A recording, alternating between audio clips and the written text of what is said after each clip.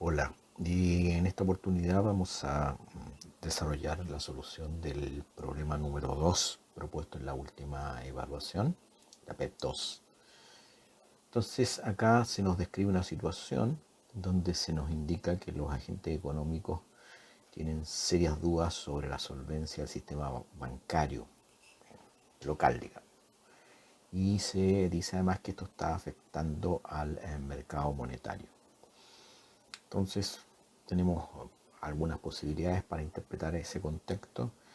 Una de esas posibilidades equivale a que se está reduciendo el multiplicador de la base monetaria, y esto debido a que los agentes económicos obviamente quieren retener mayor liquidez en sus propias manos que en el sistema bancario de reservas fraccionarias. Esto sería como un primer elemento. Y esto obviamente traería como resultado una contracción de la oferta monetaria. También podemos considerar que está aumentando la demanda por dinero transaccional, digamos. Esa sería otra posibilidad también de interpretarlo, y por lo tanto en nuestro modelo sería un incremento de la demanda por liquidez. Ese es el primer elemento que hay que considerar para la respuesta. Después, en segundo lugar, se nos propone también que las clasificadoras de riesgo están reduciendo, ¿no es cierto?, la calificación de deuda soberana del país, de nuevo ahora por temores de insolvencia del sector público. Y se nos indica que esto está generando un desequilibrio en el mercado cambiario. Por lo tanto, a partir de este enunciado, lo que debemos suponer, digamos, es que hay incentivos o condiciones para que se produzca una salida de divisa del país buscando otros mercados, digamos. O también podríamos sostener que nuestro mercado local es menos atractivo para los inversores del resto del mundo. Y por lo tanto eso se traduce que en el mercado cambiario local, entonces lo que vamos a tener es un exceso de demanda de divisas. Entonces ahí tendríamos los dos elementos relevantes, ¿no es cierto?, de contexto que hay que interpretar.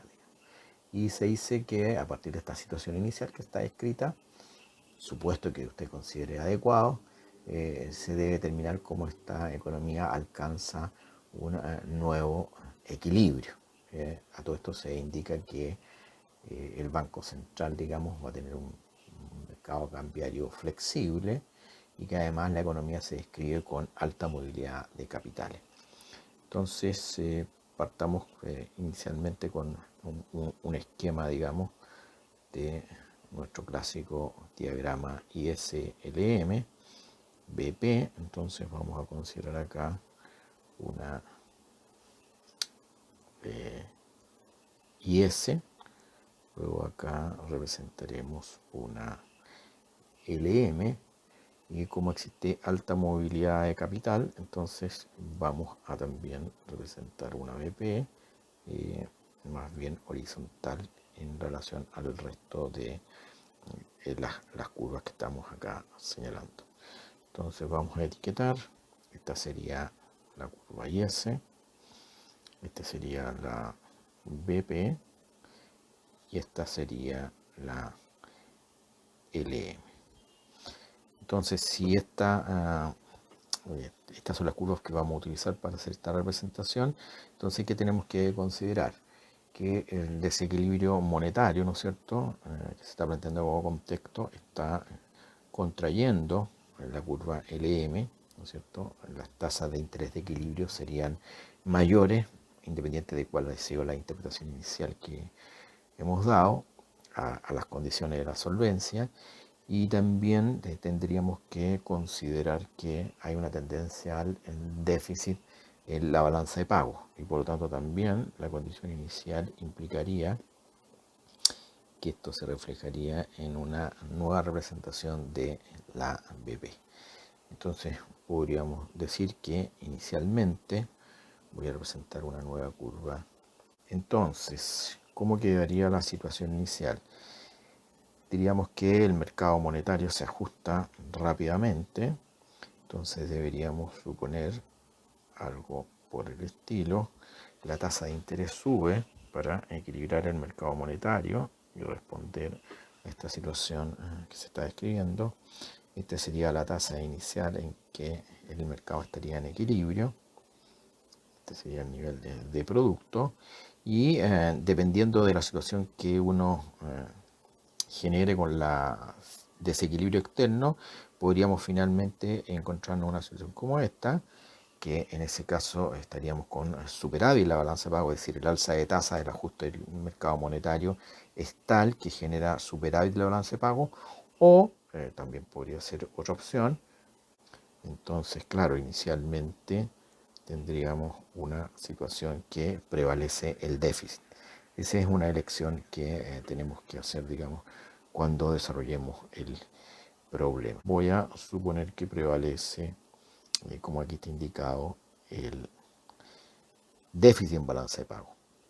Entonces, fíjense que mientras tanto no tenemos ningún cambio en la IS y identificamos las dos descripciones de contexto finalmente como una situación de déficit en la balanza de pagos. Bien, entonces decimos que inicialmente teníamos un déficit en la balanza de pago. Esto implica que prevalece el exceso de demanda de divisa. Recuerden que esta fue una situación de supuesto de cuál de los dos efectos era más relevante, y por lo tanto un alza del tipo de cambio. Esto porque el régimen cambiario es flexible. A su vez, fíjense que el alza de tasa obviamente lo que va a hacer es generar esto que acá denominamos un exceso de oferta de bienes. Es decir, el alza de la tasa de interés del ajuste inicial del mercado monetario va a generar una caída fuerte, ¿no es cierto? Entonces los proyectos de inversión, el incentivo para invertir, esto va a generar una disminución del gasto planeado y finalmente un exceso de oferta de bienes. Entonces, fíjense que aquí hay incentivos para que el nivel de producto se empiece a reducir, ¿no es cierto? El nivel de producto se empieza a reducir. Entonces, el exceso de oferta de bienes genera una acumulación de inventarios y esto trae como consecuencia entonces incentivos para que se reduzca el nivel de producto. Estamos presumiendo además que las nuevas condiciones del mercado monetario no cambia. Esto es suponer que no hay una dinámica permanente, digamos, de contracción monetaria, y por lo tanto es solamente la descripción del efecto inicial. Entonces tendríamos un efecto contrapuesto por el alza del tipo de cambio, en el cual esto va a generar tendencia a mejorar la competitividad y por lo tanto las exportaciones netas, y por lo tanto eso tiende a aumentar el gasto planeado y por lo tanto de alguna manera contribuye a reducir el exceso de oferta de bienes.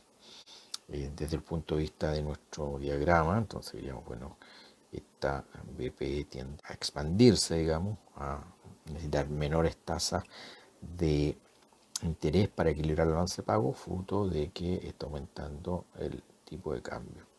Y también la IS se ve afectada, estamos diciendo el gasto planeado va a aumentar, fruto del aumento del tipo de cambio, también por el efecto de mayor tipo de cambio. Entonces vamos a tener un ajuste en que va a ir cayendo el producto, se va a ir revirtiendo el efecto de tasa inicial, y esto obviamente porque la caída del producto va a generar menor demanda por liquidez, eso va a generar exceso de oferta de dinero, va a saltar el tema de la cartera entre bonos y activos líquidos, y esto entonces va a generar una caída de la tasa, que a su vez va a impulsar más la inversión y así reducir la brecha de exceso de oferta de bienes.